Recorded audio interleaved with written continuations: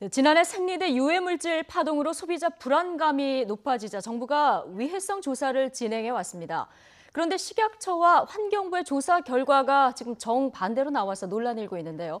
일회용 생리대 과연 써도 되는 건지 불안감이 더 커지고 있습니다.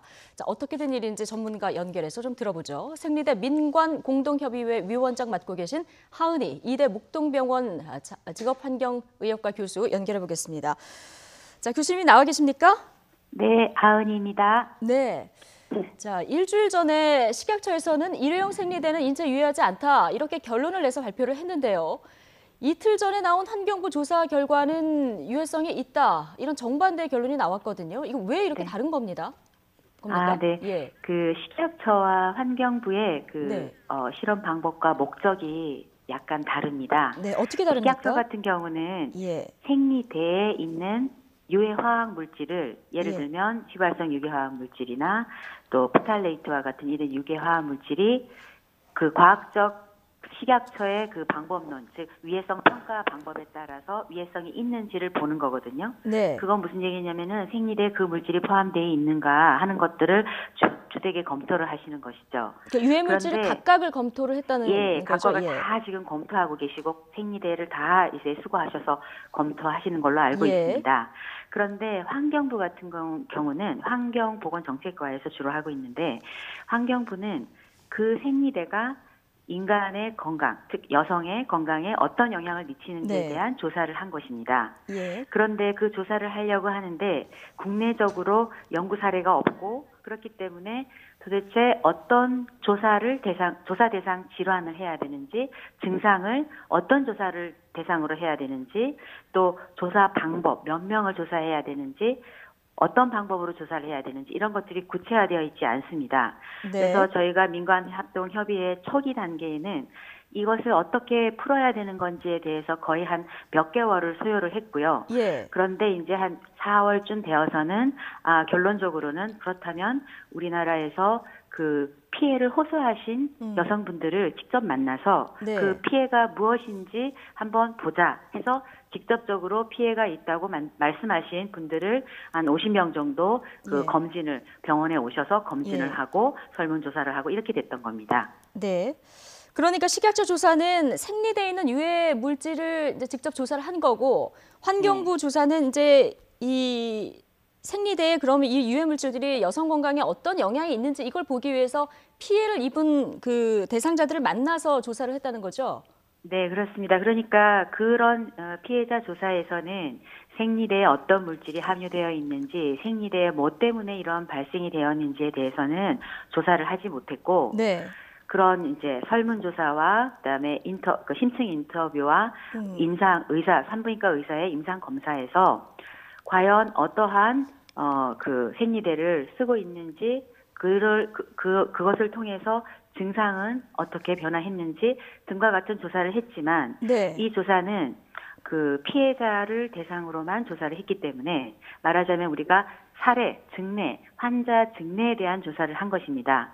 그러니까 우리가 이렇게 증례 환자인 사람들에 있어서의 그러한 현상들과 그리고 그러지 않은 사람들의 그 증상이 네. 나타나지 않은 사람들의 그 대조군과의 비교에 대한 것들은 되지 못한 연구가 되는 거죠. 그러니까 직접적으로 그래서 어떤 한계가 많은 예. 연구가 되는 거죠. 예. 그렇군요. 그러니까 지금 환경부 조사 결과로는 직접적인 인과관계를 딱 증명할 수는 없다 이런 말씀이신 것 같은데요. 네, 그렇습니다. 예. 지금은 인과관계를 아는 것이 아니라 네. 과연 어떠한 문제가 있는지를 파악하고자 하는 것에 목적을 둔 것입니다. 예. 그것을 저희가 문제를 객관화하는 목적을 두었다고 얘기하고 있습니다. 그런데 지금 여성들은 굉장히 불안하거든요. 그리고 환경부의 당초 목적인 이 생리대에 유해 물질이 뭐 들어있느냐 이것보다 내 건강에 영향이 있는지 없는지 이 부분이 궁금한 거 아니겠습니까?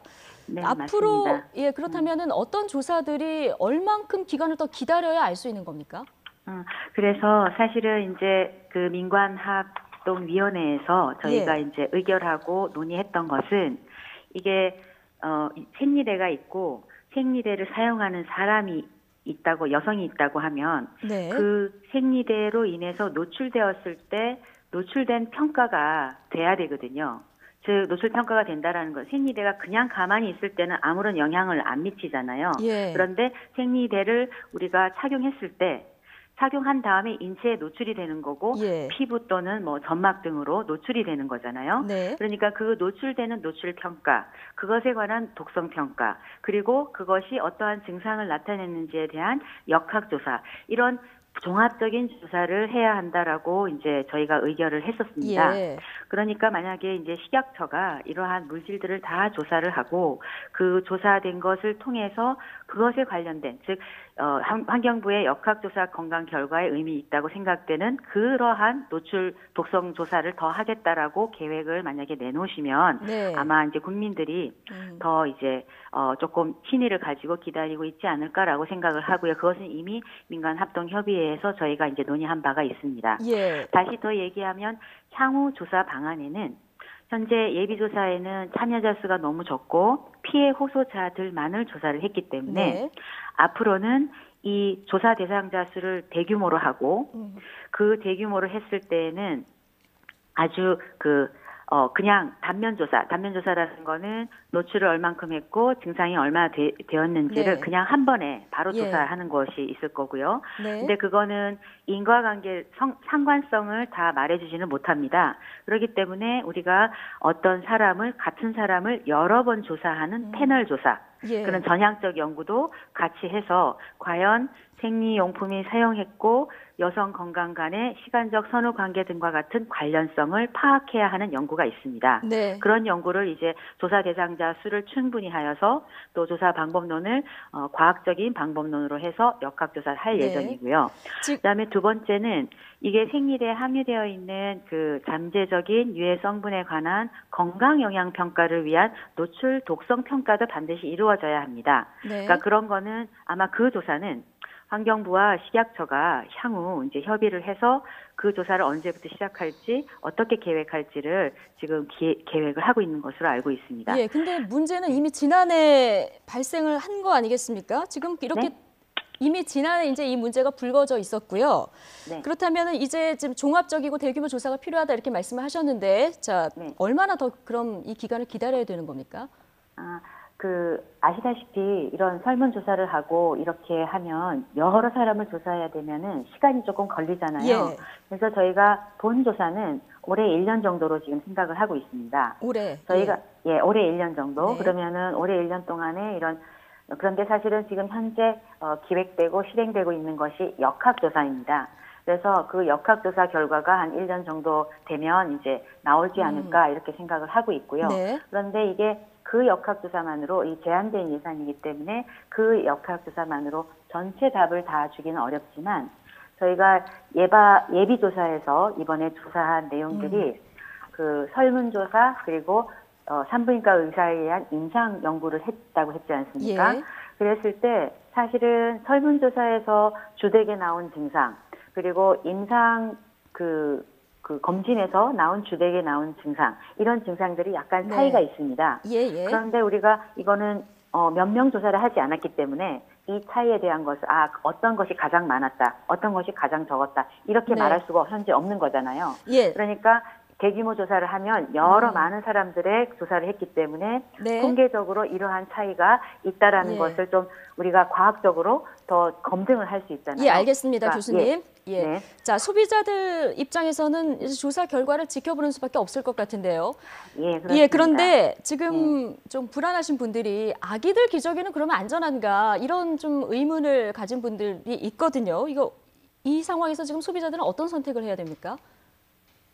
아기들 기저귀에 대한 조사에 대해서 저희가 이제까지 그 생리대에 대한 초점을 맞췄고 아기 기저귀에 대한 조사는 하지 않았기 때문에 네. 제가 지금 이 상태에서는 우선은 좀 본조사를 기다려 달라라는 말씀을 드리는 것이 최선의 말씀일 것 같고요. 예. 그러면은 이제 사실은 이제 만약에 우리가 이런 생리대에 대한 위험성이 나왔을 때 우리가 가장 중요한 거는 여성들이 건강을 보호하고 또 이런 민감 집단인 아가들의 건강을 보호하는 것이 가장 중요한 일인데 그렇죠. 또 이것을 너무 과도하게 하면 그 사용할 수 있는 물건들이 없어질 경우에 불편함이 또 따라오는 거잖아요. 예. 그래서 우리가 저희가 생각한데는 저희 민간합동위에 생각할 때는 네. 이러한 조사 결과들이 적어도 이제 본조사 결과까지는 조금 기다려서 그때 우리가 국민과 소통할 수 있는 시간을 가졌으면 예, 좋겠다라는 것이 알겠습니다. 제시인 것 같습니다. 교수님, 그러니까 답답해도 저희가 좀 기다릴 수밖에 없는 이런 상황인 것 같은데 오늘 여기까지 듣겠습니다. 네.